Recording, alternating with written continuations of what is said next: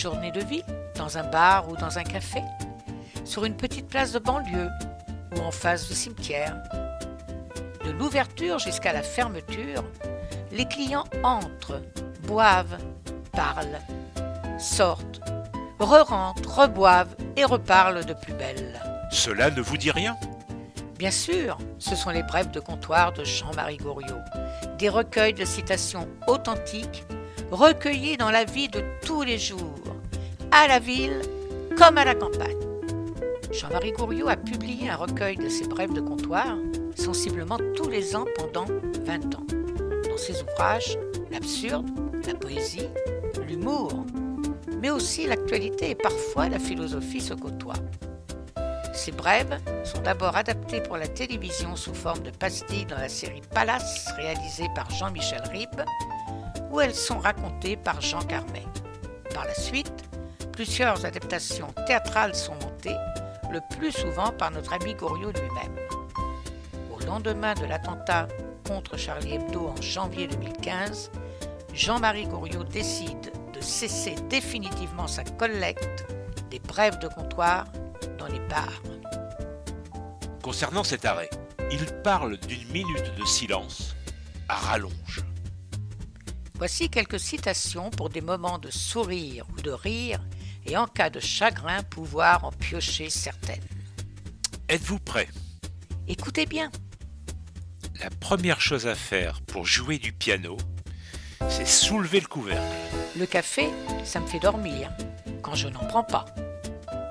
Le seul truc bien avec l'Europe, c'est l'euro-million. Le travail, c'est une maladie. D'ailleurs, il y a même une médecine pour ça. On a beaucoup moins de voisins dans une ville que dans un village. Le cinéma est devenu parlant. La radio finira en images. Encore une petite série? Les filles, les princes existent. Au rayon biscuits. La sardine, c'est un petit poisson sans tête qui vit dans l'huile. Je suis resté amoureux de la même femme durant 49 ans. Si mon épouse le savait, elle me tuerait. T'es pas responsable de la tête que tu as, mais t'es responsable de la gueule que tu fais. Vous connaissez l'histoire du mouton qui court jusqu'à perdre la laine? C'est quand on a vu ta tête que l'on a inventé la cagoule. Mais pourquoi dire ferme la porte? Il fait froid dehors. Quand la porte est fermée, il fait toujours aussi froid dehors. L'orgueilleux est tout près de l'ingrat. Il boit facilement dans le même verre. La météo est une science qui permet de connaître le temps qu'il aurait dû faire. J'ai que des fausses dents, mais j'aime bien faire semblant d'avoir mal. Ça me rajeunit. Avec la télé, on n'a plus le temps de se parler. Et c'est pas plus mal, vu qu'on n'a rien à se dire. La mémoire, c'est bien. On se rappelle de tout.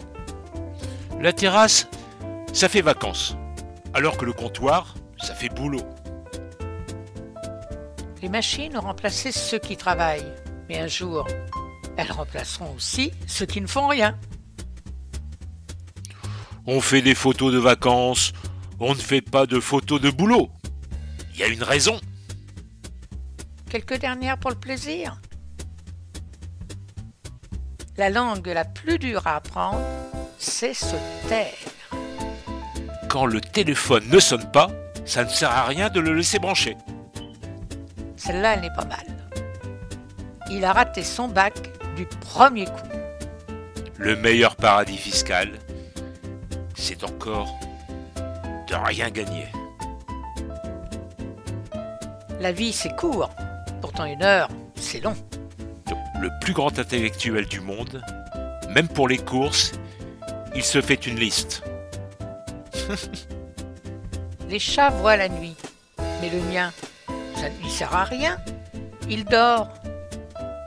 Ce qui manque avec les ordinateurs, c'est de pouvoir mâchouiller le bout du crayon. L'imagination ne peut pas être au pouvoir. Elle n'est même pas dans la rue. Lire au lit est un art de la vigilance. et bien d'autres encore que vous pourrez lire. Ouvrir le livre à n'importe quelle page et retrouver le sourire. Ces brèves sont un bon remède pour le moral, entre autres bien sûr. Bonne lecture à tous et bon divertissement avec les célèbres brèves de comptoir. Nous vous remercions de votre écoute et n'oubliez pas de liker et de cliquer sur la petite cloche pour nous suivre vers de nouvelles aventures.